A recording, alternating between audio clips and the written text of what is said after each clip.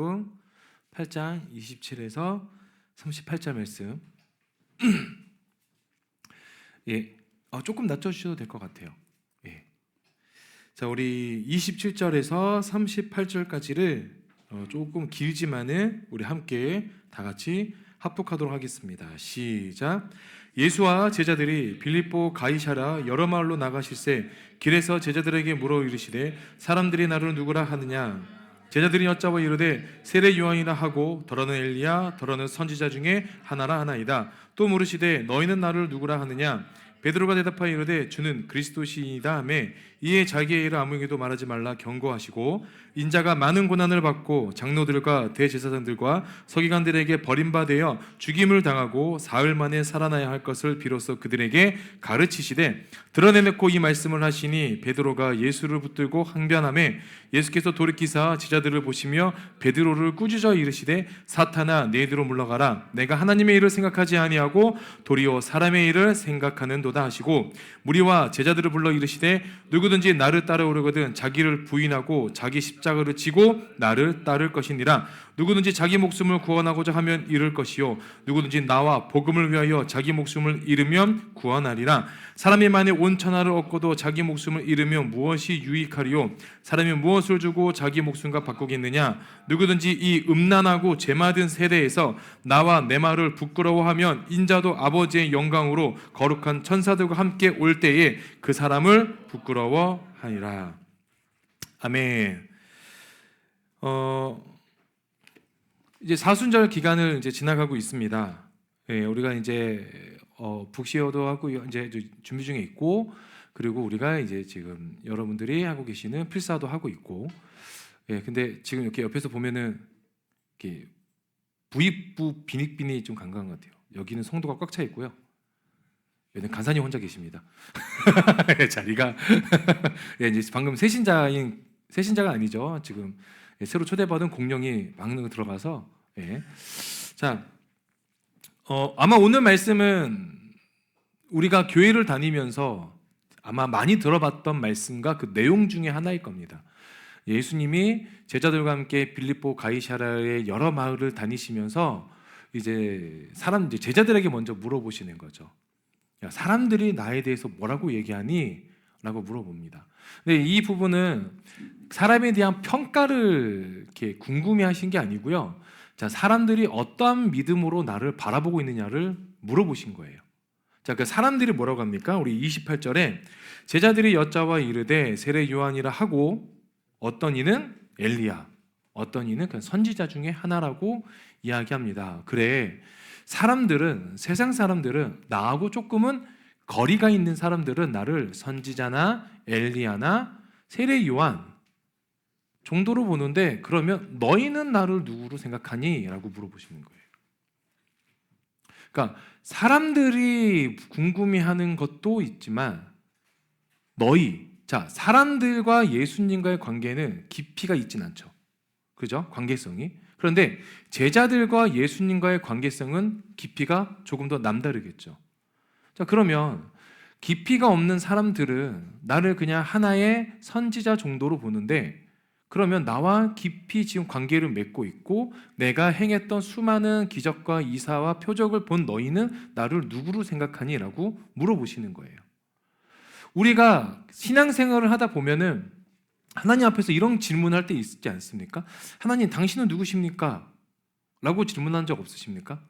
저는 수시로 그런 질문을 할 때가 많거든요. 그러니까 삶이 어려워서 그런 것도 있지만 또 하나는 신앙에 부딪힘이 있고 신앙의 어떤 절벽 같은 곳에 서 있을 때가 간혹 가다가 있습니다. 어제 저녁에 참 감사하게도 한 청년이 이제 전화가 와서 저희 건강에 대해서 질문하면서 이런저런 이야기를 잠깐 나눴어요. 나누다가 그 청년이 저한테 하나 질문했습니다. 목사님에게 예수님은 어떠한 부분을 차지하고 계십니까? 그게 무슨 말이니? 라고 하니까 삶의 어느 정도의 크기로 있냐는 거예요. 그래서 제가 너에게는 어떠한 상황이니? 라고 하니까는 삶과 신앙이 자기는 너무 이분법으로 나눠져 있다는 거예요. 삶은 열심히 살아가고 있는데 교회와 신앙의 모습이 너무 업해되어져 있다는 거죠. 그러니까 뭔가 모순적인 삶이 있다는 거예요. 교회에서는 정말 신앙이 좋고 리더십으로서 뭔가를 행하고 있는데 사회에서는 화가 나면은 이 화를 어떻게 할지 모르고, 그리고 기도하지만 이 화난 상태에서 기도하는 게 맞는지라는 또 의심이 들기도 하고, 그리고 이 마음, 이 불편하고 힘들고 괴롭고 좌절스러운 이 마음이 하나님이 주신 마음이 아닌 사단의 마음인가? 라고 하는 그런 여러 가지 이제 복합적인 일들이 좀 있다고 하더라고요. 그래서 저에게 목사님은 어떠세요? 라고 했을 때 저는 요즘에 제가 얘기하고 있는 것들과 제가 하나님 앞에서 기도하고 고백하고 고민하고 있는 것 중에 하나가 뭐냐면 그냥 이 질문 그대로 했어요. 하나님, 당신은 내게 어떠한 존재이십니까? 라고 제가 되묻고 있다는 거죠. 오늘 본문에 보면 예수님이 제자들에게 물어보십니다. 너희는 나를 누구로 생각하니? 근데 제가 요즘에 질문하고 있는 건 아니, 당신은 나에게 어떤 존재이십니까? 라고 되묻고 있는 상태거든요. 물론 우리는 머리는 알고 있습니다. 이 다음의 구절이 뭐예요? 베드로가 뭐라고 고백합니까? 주는 뭐라고 하세요? 우리 28절, 29절 볼까요? 베드로가 대답하여 이르되 주는 그리스도이시니이다. 기름 부은 자이십니다. 메시아이십니다. 구원자십니다. 구세주이십니다. 세이비어이십니다. 막 이렇게 얘기하는데 이게 여러분 받아지시냐는 거예요. 이게 여러분 믿어지시냐는 거예요. 베드로의 고백과 우리의 고백이 동일화되기를 우리는 원하고 소망합니다. 아멘? 그런데 이게 진짜 우리의 입술의 고백이 나오냐는 거예요. 아니야, 너무 안타까운 거 이런 고백조차 하지 못하는 게 우리 아닙니까? 신앙과 교회 생활은 분류가 돼야 되는 거죠. 교회는 믿음이 없어도 다닐 수 있다라고 제가 말씀드렸잖아요. 교회는 믿음이 있는 사람이 많을까요? 믿음이 없는 사람이 많을까요? 어때요? 저는 잘 모르겠어요. 그러니까 내가 어떠한 기준으로 살고 있느냐에 따라서 다르게 보이겠죠. 다르게. 신앙이 교회를 잘 다니는 게 신앙의 모습이라면 우리 아마 여기 계신 분들 이전 교회에서든 여기에서도 굉장히 신앙이 좋다라고 칭찬을 받으실 수도 있었을 거예요. 근데 교회를 열심히 다닌다고 신앙이 좋은 게 아니라는 거죠. 제가 예전에 어떠한 그 장로님의 그 간증을 하나 들었습니다. 이 장로님이 굉장히 건강하셨어요. 건강하셨는데 건강검진에서 이렇게 건강검진 받으시는데 초기에 발견된 암이 하나 있던 거예요. 예. 그래서 병원에서 이제 초기니까는 수술하고 하면은 이제 나으실 겁니다라고 했는데 그때부터 이분은 죽음에 대한 두려움이 다가오신 거예요. 그러니까 그때 이후에 자기가 얼마나 믿음 없이 신앙생활했고 믿음이 없는지를 본인이 깨달으셨다고 하시더라고요. 그러면서 신앙생활을 거의 60년, 70년을 하셨음에도 불구하고 본인이 고백하시는 건 새롭게 시작하고 싶다는 거였어요. 그러니까 연세가 있으시고 교회에서 수많은 사역을 하시고 일을 하시고 감당하셨음에도 불구하고 가장 두려워하는 인간이 가장 두려워하는 무언가가 내 앞에 다가왔을 때 나의 신앙의 모습이 정말 극명하게 드러난다는 거죠. 우리가 그렇게 살 때가 너무나 많이 있잖아요. 베드로는 주는 그리스도십니다. 그래 그리스도. 그러면 우리는 어떤 고백을 해야 되겠냐는 거죠. 여러분 삶에서 예수님은 어떤 존재이십니까? 그리스도이십니까? 아니면 구원자, 그럼 우리가 다 알고 있는 그런 내용입니까? 아니면 내 삶의 좀 버거움을 좀 이렇게 들어주는 친구 같은 존재이십니까? 아니면 그냥 추상적으로 말씀 안에서 본 그게 전부이십니까? 그러면 우리는 정말 회개를 해야 되겠죠. 회개는 반성이 아닙니다, 여러분. 우리가 착각할 때가 있어요. 회개는 반성이다. 아니에요, 여러분. 회개는 돌아옴이라고 했잖아요. 원래 목적과 원래 목표대로 가는 길에서 벗어난 게 죄예요. 그걸 돌아오는 게 회개라는 거예요. 회개는 반성이 아니에요. 눈물 흘리는 게 회개가 아닙니다. 회개는 하나님, 내가 다시 하나님을 보고 예수 그리스도의 뒤를 쫓아가겠습니다라고 결단하는 게 회개인 거예요. 오늘 예수님이 제자들에게 물어보시고 제자인 베드로, 그 중에 수제자라고 우리가 일컬음을 받는 베드로가 이런 고백을 합니다. 주는 그리스도십니다 라고 하니까 30절 31절에 예수님이 이런 얘기를 하십니다. 함께 읽겠습니다. 시작.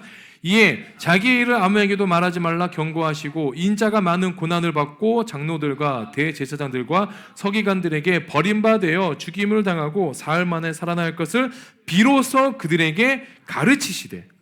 자, 이제 계속 숨기셨어요. 숨기셨는데 이제는 오픈해서 확실하게 이야기하신 건 뭐냐면 내가 많은 고난을 받고 장로들, 대제사장들, 서기관들에게 버림을 받았대요. 버림을 받았다는 것은 무엇을 뜻하냐면 아예 쓰레기 취급됐다는 거죠. 정말 귀하지 않고 정말 불필요하고 무의미한 존재로 전락해버리셨다는 거예요. 누구에게? 장로들과 대제사장들과 서기관들에게. 이들이 누굽니까? 오실 메시아를 기다린 사람들이잖아요. 메시아를 기다린 사람들이 메시아를 버린다는 거예요. 메시아를 기다린 사람들이 메시아를 못 알아보고 무의미한 존재로, 무가치한 존재로 전락해버린다는 거죠. 그리고 예수님이 어떻게 하십니까? 내가 죽임을 당한대요. 그러니까 버려진 걸로 끝나는 것이 아니라 죽임을 당한대요. 생명이 없어진다. 여러분, 그러면 이 땅에서 우리가 무엇을 소망을 품고 살 수 있겠습니까? 내가 죽임을 당하고 중요한 건 여기입니다. 사흘 만에 살아나야 할 것을. 사흘이 며칠이죠? 3일이죠. 누가 사흘을 4일로 알고 있는 분이 계셔서 3일 만에 살아나야 할 것을 그때서야 비로소 제자들에게 알리십니다. 그러면서 32절에 재미있는 표현이 있어요. 뭐냐면 드러내놓고, 그냥 아예 오픈했다는 거예요. 그냥 드러내놓고 이 말씀을 하시니 여기가 이제 재밌습니다. 시작. 베드로가 예수를 붙들고 뭐라고 한답니까? 항변한대요. 항변이 무슨 뜻인지 아세요? 대신이요? 베드로가 대신 내가 십자가에 못 박혀 죽겠습니다라고 하는 겁니까? 항변이 뭐예요? 부정하다는 거죠. 근데 여기에 헬라어 뜻이 정확히 뭐냐면 예수님의 멱살을 붙잡고 끌어다가 항변했다는 거예요. 절대 그 일이 예수님께 일어나지 않을 겁니다. 예수님 절대 그 일이 있어서는 안 됩니다 라고 한다는 거예요. 누가? 베드로가. 자, 베드로가 이 앞에는 어떤 고백을 했죠? 주는 그리스도십니다 라고 고백을 했어요. 그러니까 구세주이고 메시아잖아요. 근데 그 죽음이 어떻게 구세주가 죽을 수 있습니까? 어떻게 구세주가 버림을 받을 수 있습니까? 그 마음이 너무 강한 거예요. 우리가 생각하는 구세주는 뭐예요? 우리가 제자들이 아닌 우리들도 그렇게 생각할 때 있지 않습니까? 예수님이라면 우리의 삶에 어려움이 있을 때 이 정도 일을 한 번에 해결해 주셔야 되는 거 아니야? 이 정도의 버거움을 확실하게 확 한 번에 그냥 말씀으로 뭔가 해결해 주셔야 되는 거 아니야? 아니, 천지를 말씀으로 지으셨다면 말씀으로 우리의 병을 고치셔야 되는 거 아니야? 말씀 선포로 말하면 우리의 삶이 나아져야 되는 거 아니야? 말씀 한마디로 이 세상이 바뀌어야 되는 거 아니야? 이렇게 우리가 생각할 때 있잖아요. 근데 그건 누구 생각이에요? 그건 우리 생각이라는 거예요. 그래서 우리 32절에 이렇게 고백하십니다. 함께 읽겠습니다. 시작. 예수께서 돌이키사 제자들을 보시며 베드로를 꾸짖어 이르시되 사탄아 내 뒤로 물러가라. 33절에 물러가라. 내가 하나님의 일을 생각하지 아니하고 도리어 사람의 일을 생각하는도다. 자, 여기에서 예수님이 베드로에게 뭐라고 합니까? 베드로를 뭐 하신다 그래요? 꾸짖으신다 그래요. 이게 항변과 같은 단어예요. 그러니까 똑같이 베드로가 예수님의 쉽게 말해서 멱살을 붙잡고 그 일이 일어나면 안 돼요 라고 할 때 예수님이 베드로의 멱살을 붙잡고 네가 뭔데? 왜 사람의 말을? 그게 아니라 너가 왜 사람의 일을 생각하냐는 거예요. 내가 버림받아서 죽고 사는 건 누구의 일이에요? 사탄아 내 뒤로 물러가라. 내가 하나님의 일을 생각하지 못한다. 하나님의 일은 무엇입니까? 예수님이 버림받으시고 죽으시고 부활하시는 게 하나님의 일이고 하나님의 뜻이에요. 그런데 사람의 뜻은 무엇입니까? 말씀 한마디로 이 땅을 변화시키고 말씀 한마디로 그 능력으로 천국천사 보내셔서 온갖 로마 병사와 싸우셔서 이기고 승리하기를 원했다는 거예요. 그건 사람이라는 거예요. 그건 하나님의 뜻이 아닌 사람의 뜻이라는 거예요. 그래서 하나님의 일과 사람의 일은 불이치할 때가 많은 거예요. 왜? 하나님의 뜻과 하나님의 생각은 우리의 상식을 뛰어넘는 겁니다. 하지만 사람은 아무리 IQ가 뛰어나고 경험이 뛰어난 사람이라 할지라도 거기서 거기에요. 거기서 거기에요. 우리가 가끔씩 그럴 때 있지 않아요? 좀 이렇게 나이 드신 분들과 상담을 하거나 대화를 할 때 저 얘기는 나도 할 수 있겠다라고 할 때 있지 않습니까? 그렇잖아요. 저 얘기는 나도 할 수 있겠다. 그러니까 나이가 많으신 분들과 이렇게 좀 세월을 지나오신 분들과 대화를 해도 젊은 나이 우리라고 표현할게요. 저도 포함이 돼서 우리가 동일하게 나도 저 정도 할 수 있을 것 같은데 하는 것들이 있을 수 있다는 거예요. 그런데 하나님과 예수님과 대화는 그게 완전히 달라진다는 거예요. 그게 신앙의 눈이 떼어지는 거죠. 사람과 대화를 나누는 것이 아니라 하나님과 대화를 나누는 거. 하나님 앞에서 우리 마음을 고백하는 거. 나의 어려움과 나의 상태를 사람과 먼저 이야기를 나누고 그 상황을 공유하는 것이 아니라 그리스도이신 우리 삶의 주관자이시고 우리 삶에 개입하신 그 하나님 앞에 먼저 공유하고 공감을 하셔야 된다는 거죠. 찬양만 공감하시는 부르면 뭐합니까? 공감하시는 주님 앞에 고백하지 않는데. 저 또한 그래요. 저 또한. 어제 저녁에 통화했던 상담이라기보다는 좀 서로 그냥 시시콜콜한 이야기를 나눴지만 그 청년과 대화할 때 결국엔 그 청년이 저한테 마지막에 물어본 건 뭐였어요? 목사님 지금 신앙은 어떠하신 상태세요? 물어보더라고요. 약간 이렇게 신학 교수님이 물어보시는 것처럼 물어보시는. 목사님 지금 신앙은 어떠세요? 제가 그랬어요. 하루에 24시간이면 잠자는 시간 빼고 매번 바뀌어. 어떨 때는요. 제가 어저께 하루가 너무 좋았어요. 어저께 날씨 너무 좋았잖아요. 어제 날씨 너무 좋지 않았나요? 어제 아멘이 아니고 사실이잖아요. 우리 하루가 16도, 어제 16도였거든요. 날씨가 너무 좋았어요. 그래서 어제 은유랑 사모님이랑 우리 공원에 가가지고 공차기를 했어요. 공차기인데 은유가 거의 진짜 무슨 진짜 목줄 풀린 강아지 마냥 깍깍대고 웃는 거예요. 아빠한테 차라고 해도 반대로 차고 어차피 제가 가야 되거든요. 그래서 막 이렇게 뛰고 하는데 15분 그렇게 딱 놀았어요. 그러더니 갑자기 땅을 파면서 공룡 화석을 발견을 해야 된대요. 그러는데 그 모습, 그 옆에 우리 사모님이 함께 있었거든요. 근데 그 모습을 보는데 너무 행복한 거예요. 그 모습을 보는데 따뜻한 하루를 주심에 감사하고 은유랑 건강하게 공차기를 하면서 웃으면서 보냈던 그 하루도 감사하고 이따가 사진 보여드릴 수도 있어요. 제가 은유를 상대로 골을 넣고 엄청 좋아했거든요. 네. 아무튼 그런 것도 있고 은유도 막 공을 차면서 좋아하고 그렇게 했는데 너무 감사한 거예요. 그런데 그 하루의 감사가 집에 왔을 때 제가 지난주에 금요일에 말씀드렸지만 저를 보신 분은 아시겠지만 제가 이렇게 목하고 귀가 엄청 부어 있었거든요. 그거를 제가 주중에 치료를 받았어요. 근데 어저께 갔는데 어저께 집에 가서 세수하는데 그게 아직도 남아 있는 거예요. 편도선, 임파선이 부어 있는 게 침샘이. 그리고 또 두려움이 다가오는 거예요. 그리고 또 두통이 다가오는데 두통이 또 생기고 또 공황이 생기고 불안이 생기고. 인간은요 자신을 믿으면 안 되더라고요. 그래서 제가 다시 하나님 앞에서 기도했던 건 뭐냐면 샤워하고 세수하면서 양치하면서 기도했던 건 뭐냐면 하나님 어쩜 이렇게 연약할까요? 어쩜 사람이 이렇게 가지랑이 같을까요? 그래서 갈대처럼 바람 불면 부는 대로 다 휩쓸리는 거죠. 저의 그 연약함을 고백했을 때 하나님이 주셨던 마음은 뭐냐면 내가 그래도 너를 잘 안다는 거예요. 주님은 저와 여러분의 상황과 형편을 다 아십니다. 믿으십니까?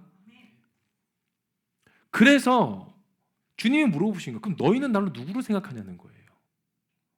그냥 여기 나와 있는 우리 뜻도 잘 알지 못하는 그리스도? 이런 고백 안 해도 돼요. 여러분 그냥 신학적인 거 몰라도 돼요. 그러면 나한테 예수님은 어떤 존재냐는 거예요. 하나님의 일과 사람이 요 사이에서 하나님의 생각과 사람의 생각 요 사이에서 나는 어떠한 모습으로 어떠한 마음으로 어떠한 신앙과 믿음으로 예수 그리스도를 바라보고 있냐는 거예요. 단순히 그냥 내 삶을 윤택하시는 분, 내가 힘들 때 내가 도움을 청할 수 있는 분, 이렇게도 상관없어요, 여러분. 아빠는 그런 분이에요, 여러분. 우리 아버지라고 얘기하잖아요. 운유가 저한테, 아까 우리 주은 자매님이 잠깐 우리 운유를 봤지만, 운유가 뭐라 그래요? 제가 운유한테 너 이 게임 지워버린다 할 때 어떻게 왔어요? 다가와 이렇게 때린다 그랬잖아요. 근데도 그걸 받아들이고 제가 웃으면서 얘기했어요. 괜찮다고. 때리면 아프죠. 근데 왜 괜찮아요? 내 자식이니까. 내 자녀가 나를 때려도요, 그게 사랑으로 느껴지는 거예요. 우리가 예수님을 부인해도요, 예수님은 우리를 부인하지 않으시잖아요. 그게 왠 줄 아십니까? 자녀와 아버지의 차이예요. 베드로가 예수님을 3번 부인하잖아요. 그죠? 근데 예수님이 베드로를 부인하셨습니까? 아니, 오히려 그에게 찾아오셔서 질문하신 게 뭐야, 요한복음에? 내가 나를 사랑하느냐예요.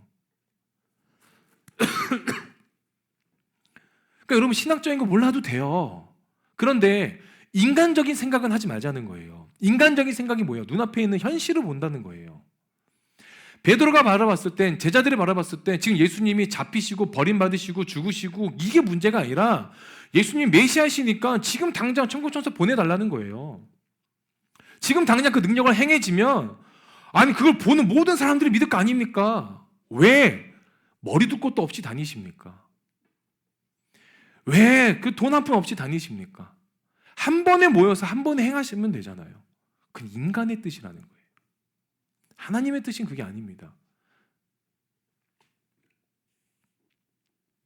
그래서 예수님이 이런 고백을 하시고 우리에게 이렇게 가르침을 주십니다. 우리 34절 함께 하겠습니다. 시작.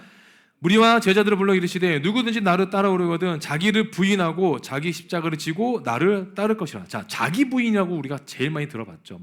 거듭남, 자기 부인. 자기 부인이 뭐예요? 자기 부인.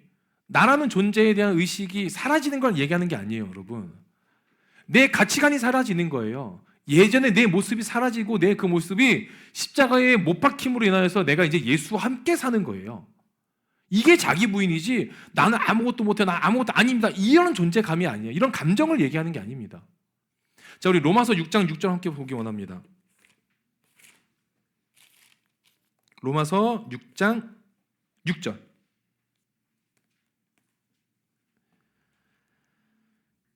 예, 함께 로마서 6장 6절 함께 읽겠습니다. 시작. 우리가 알거니와 우리의 옛사람이 예수와 함께 십자가에 못 박힌 것은 죄의 몸이 죽어 다시는 우리가 죄에게 종노릇하지 아니하려 함이니. 자, 우리가 예수와 함께 십자가에 못 박힘으로 하면 우리 죄된 몸이 죽은 거예요. 이건 감정이랑은 별개인 거죠. 근데 우리는 자기 부에 자꾸 감정으로 우리가 받아들일 때가 있다는 거죠. 몸이 죽었다는 건 뭐예요? 죄된 곳으로 못 가는 거잖아요. 죄악된 생각을 못 하는 거예요. 그럼 우리가 자기 부인이라는 건 무엇입니까? 예수를 쫓아가려면 세상에 따라갔던 시선과 마음과 생각과 행동이 다 끊어짐을 이야기하는 거예요. 그래서 예수님을 따라가는 게 힘든 거예요.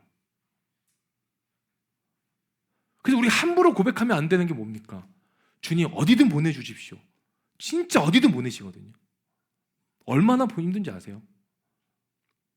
제가 선교를 그래도 좀 많이 다녀봤어요. 해외 선교를. 국내 선교도 갔지만 제가 아프리카 지역 중에 가장 좋았던 곳은 가봉이라는 지역이에요. 가봉은 아프리카에서 가장 안전한 나라입니다. 진짜 치안이 잘 돼 있어요. 거기는 너무 이뻐요. 사람들도 친절하고. 그런데 힘든 곳은 또 안전한 곳이 어디냐면 탄자니아라는 지역이에요. 제가 지금은 기억 안 나는데 원주민 사역을 했거든요. 근데 거기를 갔는데 그 이제 팀원 중에 두 분이 그런 고백을, 우리가 이제 첫날 그런 고백을 하거든요. 어떻게 해서 이곳에까지 오게 됐습니까? 하면서 우리가 고백을 하게 돼요. 그래서 저는 어떤 친구는 이제 저는 아프리카에 비전이 있습니다. 그리고 저는 이제 저는 아프리카 사람들과 함께 예배하고 싶어서 왔습니다. 하면서 막 이렇게 기타 하나 들고 막 좀 꼴깍떨 때가 있었어요. 아무튼 뭐 그렇게 했어요. 근데 이제 두 친구가 그런 얘기를 해요. 두 친구 저는 어디든지 보내달라고 했습니다. 근데 이곳으로 보내셨습니다. 그래서 근데 자기는 어디든지 보내주십시오라고 해서 생각했던 나라가 있던 거예요. 근데 하나님 보내신 곳이 탄자니아는 전혀 그때 당시에는 되게 생소한 나라였거든요. 그곳에 왔는데 너무 힘든 거예요. 그 친구들이 힘들어하고 있는 거죠. 그래서 제가 이제 일주일 정도 됐나? 저희가 3주 갔거든요. 3주 갔는데, 그러니까 비행기 시간 다 빼고 3주예요. 3주를 갔는데 5일 지나고 나니까 한 청년이 울기 시작한 거예요. 그래서 옆에 가서, 저는 다독여 줄 모르는 사람이잖아요. 옆에 가서 그래 물어는 봤어요. 형제 왜 울어요? 도망치고 싶어요. 근데 여건이 다 한 분한테 있거든요. 도망치지 못합니다. 그래서 제가 저 나름대로 이제 위로해 준다고 얘기한 거죠. 시간은 가잖아요. 그러니까 도망칠 수 없는 거라고 생각하지 마라. 시간이 가니 시간에 우리가 맡기자 하면서 막 이렇게 얘기했는데, 그 청년이 저보다 8살이 어렸거든요. 그 청년이 저한테 그걸 물어봤어요. 근데 형제님, 그때 다 형제로 불렀거든요. 형제님은 안 힘드세요? 저도 얘기했죠. 힘들어요. 근데 어떻게 있으세요? 여건이 저한테 없잖아요. 도망가고 싶죠. 현실적이잖아요. 저는 그렇게 얘기하거든요. 여건이 저한테 없잖아요. 근데 저한테 없는 여건을 달라고 기도하는 것보다, 힘들어하는 것보다 여기에 들어온 순간 하나님에서 산다는 그 정말 말 같지도 않고 정말 어리숙하지만은 그 고백과 선포와 믿음으로 저는 3주를 버티려고 합니다. 3주를 잘 지낸다고 생각하지 않아요. 저는 그렇게 얘기 안 했어요. 저는 버틴다고 했어요. 근데 이제 결국에는 마지막 3주가 됐을 때 이제 마지막 식사를 하면서 또 이제 다 나누거든요. 근데 힘들어했던 그 두 청년이 결국에는 고백을 했어요. 정말 하나님 보내신 이유가 있습니다 하고, 너무 감사하게도 두 친구가 다 현재 아프리카 선교사로 가고 있어요. 그런데 제가 말씀드린 거는 하나님 어떻게 일하십니다 이 얘기를 얘기하는 게 아니에요. 함부로 어디든지 보내십시오라고 기도하지 말라는 거예요. 왜? 진짜 어디든지 보내세요. 명확해야 돼요, 여러분.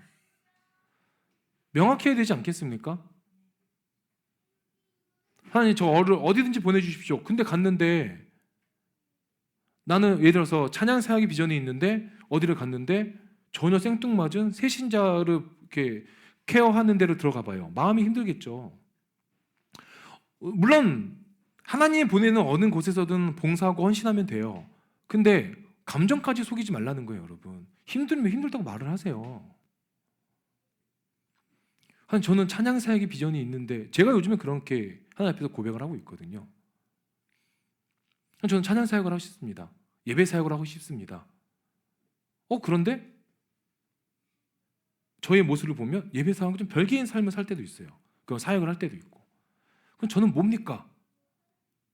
근데 저는 그냥 하나님께 그렇게 그냥 붙들려져서 그러니까 예를 들어서 이제 볼펜이 공책에도 쓰이기도 하지만 칠판에 쓰일 때도 있고 포스트잇에 쓰여질 때도 있고 낙서가 될 때도 있잖아요. 중요한 건 내가 그분에게 붙들려져 있고 쓰임 받고 있다는 게 중요한 거예요. 하지만 힘들면 힘들다고 말해도 된다는 거예요. 그게 우리 아버지 되신 분이잖아요. 자기 부인은 그렇게 감정을 속이는 게 아니라는 거예요. 자기 부인은 세상에 있는 행동적인 것들을 행위적인 면에서 끊고 돌아오는 거예요. 저는 여러분이 어떻게 사시고 어떤 좀 행위적인 면에서 어려움이 있는지는 잘 몰라요. 하지만 건면해주고 싶은 거는 여러분이 스스로 느끼실 거예요. 양심이 느낄 거예요. 그리고 여러분 안에 있는 내주교통 인도하시는 성령님을 통해서 느끼실 거예요. 내가 이 행동이 잘못되고 있구나. 이 행동이 올바르지 않구나. 이 행동으로 인하여서 내가 속해 있는 공동체가 어려울 수 있겠구나라고 한다면 그걸 끊어내시면 됩니다. 누가 해주지 못해요. 겉면만 할 뿐이에요. 행동은 여러분이 하시는 겁니다. 다시 본문 돌아오겠습니다. 자, 35절부터 37절까지입니다. 함께 하겠습니다. 시작. 누구든지 자기 목숨을 구원하고자 하면 잃을 것이요 누구든지 나와 복음을 위하여 자기 목숨을 잃으면 구원하리라. 사람이 만일 온 천하를 얻고도 자기 목숨을 잃으면 무엇이 유익하리요? 사람이 무엇을 주고 자기 목숨과 바꾸겠느냐? 복음을 위해서 죽으면 산다는 거죠. 이게 되게 말이 안 되는 거예요, 여러분. 죽었는데 어떻게 삽니까? 라고 일반 세상적 종교들은 얘기하는 거예요. 죽었는데 죽음은 뭡니까? 죽음은 무가치하고 무존재를 얘기하잖아요. 근데 우리에겐 죽음은 뭐예요? 영원한 생명이 다가오는 거예요. 제가 예전에 그 이여령 장관님이 그 소천하시기 직전에 인터뷰한 걸 봤거든요. 근데 그 인터뷰할 때 그 인터뷰 그 MC들이 와서 처음에 물어본 게 뭐냐면 장관님 요즘 건강 어떠세요라고 했어요. 굉장히 몸이 안 좋으셨거든요. 근데 그 장관님의 말씀이요 정말 기가 막혀요. 와 저는 너무 충격이었어요. 뭐였냐면 저는 육체적으로는 죽어가고 있지만 하나님과 함께 할 수 있는 시간이 다가오고 있습니다. 그래서 저는 더 완전해져 가고 있습니다. 와 여러분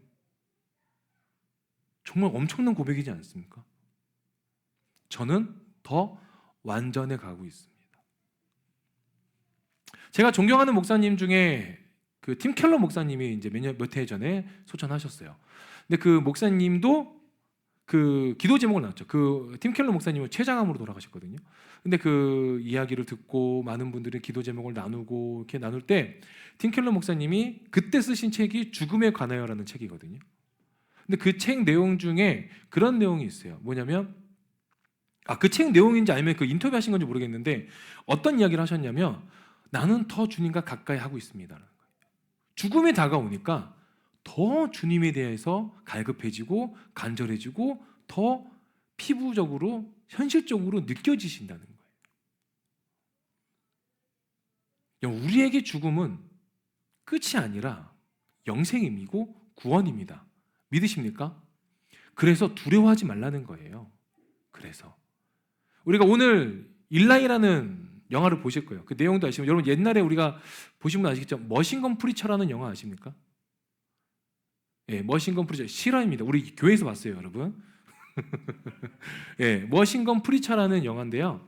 실제 실화예요. 그 목사님이신데 제 지역이 수단인가 어딘가에서 아이들을 구출하는 목사님이시거든요. 그래서 실제로 총싸움을 하세요. 총싸움이라고 하면 좀 장난스럽고 총을 쏘면서 아이들을 구출하고 거기 있는 용병들과 그 지역 경찰들과 함께 그 반군들과 함께 싸우거든요. 그분에게는 성경책으로 싸우는 게 아니라 그분은 그 총을 들고 아이들을 구출해내는 거예요. 근데 실화입니다. 근데 그분에게는 죽음이 자기의 죽음보다 이 아이들이 고통받고 죽는 게 더 싫은 거예요. 저는 신앙이라 그러니까 물론 극단적인 거지만 그 내용은 극단적인 거지만 신앙이란 오늘 그 말씀처럼 나와 복음을 위하여 자기 목숨을 잃을 정도의 각오가 있어야 된다는 거예요.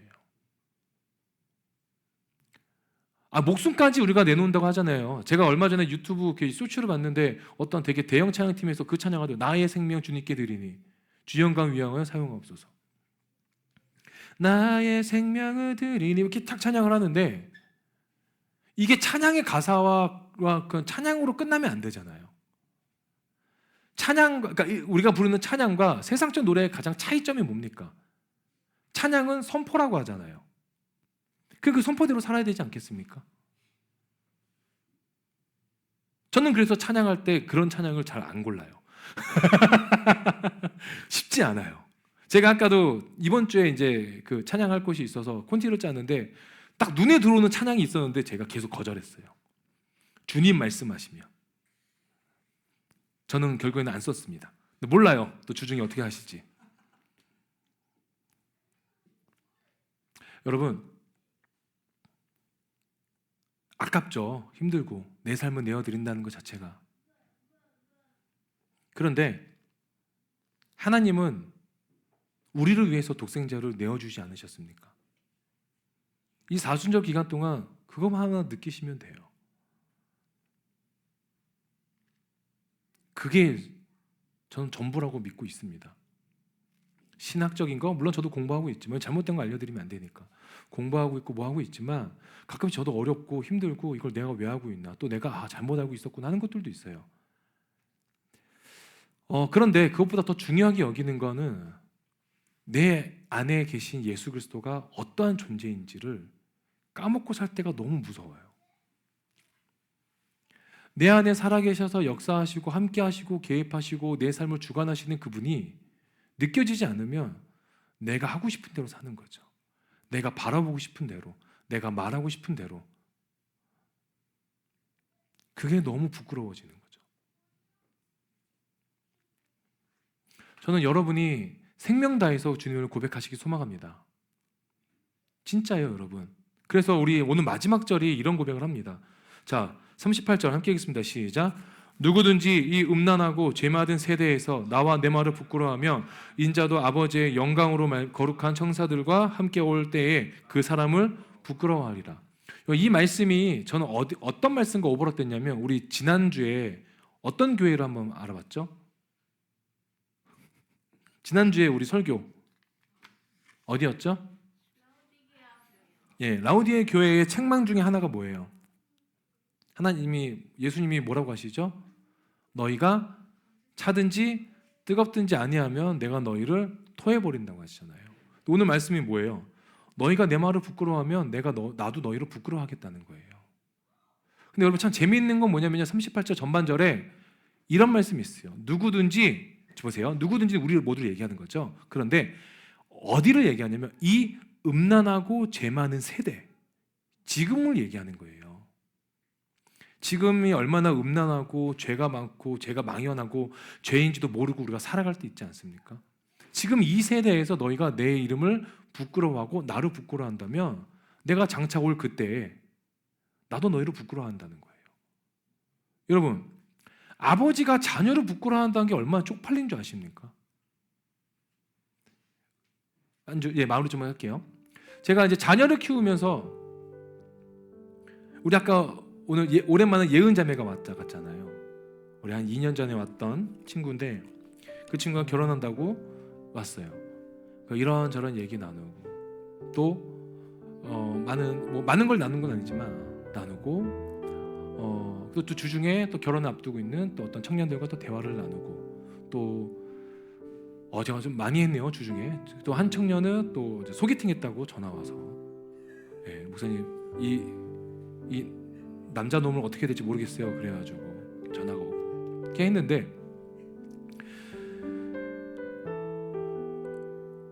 제가 나이가 많은 건 아니거든요. 그렇잖아요. 44이면 많은 게 아니고 한창 약 한 15년 정도는 더 한창. 여러분 그 세계보건기구에서 청년을 60대로 잡았어요. 저는 아직 청소년이죠. 네. 그런데 아이를 키우니까요, 조금 더 생각하는 것과 말하는 것과 행동하는 것과 결정하는 게 나이 든 모습을 좀 낼 때가 있어요. 왜냐면 아이 증점으로 보거든요.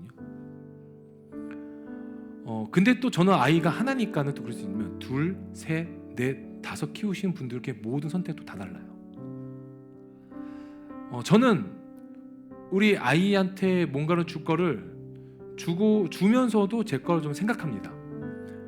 그럴 때가 있어요. 그런데 우리 선남순복음교회에 계신 목사님은 아이가 5이잖아요. 그 5 키우는 그 목사님은 제가 너무 가슴이 아팠어요.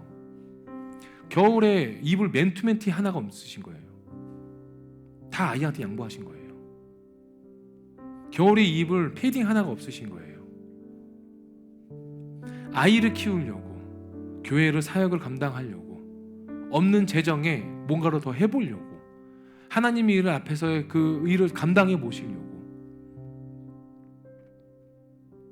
여러분이 저에 대한 이야기나 제가 하는 얘기를 목사님 이제 나이 먹고 꼰대 됐다 라고 하셔도 상관없어요. 왜? 어차피 여러분도 저의 길을 오실 거니까. 미리 말씀을 드리는 거예요. 그게 뭐냐면 여러분, 예수님은 진짜 절대 부끄러워하지 마십시오. 세상에서 우리가 고백하지 않으면요, 누가 고백합니까? 우리 엔카운트 교회에 있는 지체들, 여러분 부흥을 원하십니까? 이 교회가 부흥되길 원하세요? 이런 질문이 하고 싶어요. 부흥이 뭔데요? 인원이 차는 건 부흥이 아니죠. 인원이 차는 건 사람이 많아지는 거예요. 유행 타는 거죠. 부흥은 무엇입니까? 여러분의 삶이 흥해지는 게 부흥이에요. 어두웠던 우리의 삶이 밝은 빛을 보고 흥해지고 밝아지고 나날이 전진해 가는 게 부흥이에요. 교회가 부흥이 되는 건요, 여러분의 삶이 부흥되면 부흥이 되는 거예요. 근데 그 부흥이 되기 위해서 무엇이 필요하냐면 내 입술, 내 손끝, 내 세포 하나하나가 예수를 향해 있어야 된다는 거죠. 그래야 부흥이 일어나고, 그래야 회복이 일어나고, 그래야 결단이 일어날 수 있는 겁니다. 저는 지난주 설교 때 말씀드렸지만 지금 계속 기도하고 하나님께 질문하고 있는 건 우리 엔카운터 교회의 정체성이 무엇입니까? 우리 교회가 무엇을 바라보고 어떠한 사역을 감당해야 됩니까? 사람이 아니라 사역이 아니라 아니 이 교회를 통해서 하시고자 하는 것이 무엇입니까?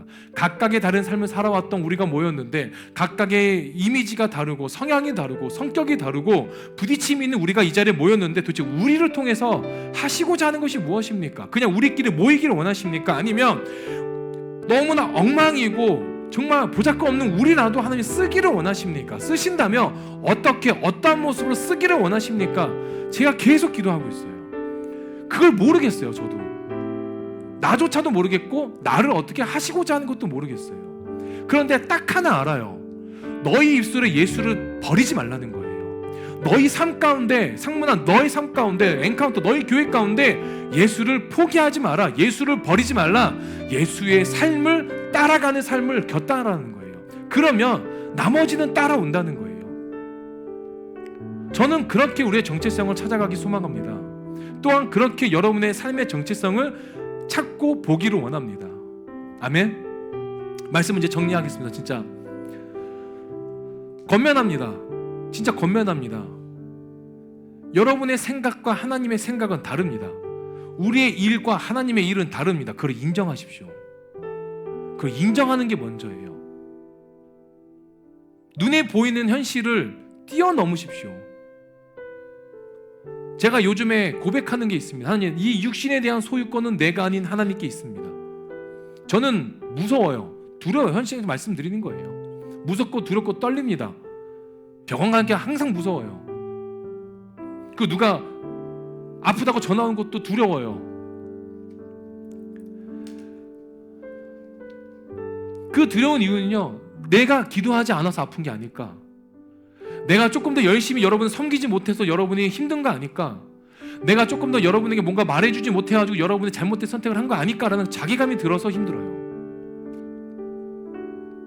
근데 이 또한 사단이 주는 마음이라고 믿고 결단하고 벗어버리는 거죠. 여러분에게 너무 죄송하지만. 그래서 여러분 정말 주님 붙잡고 사시기 소망합니다. 기도하겠습니다. 말씀 생각하고 함께 기도하겠습니다.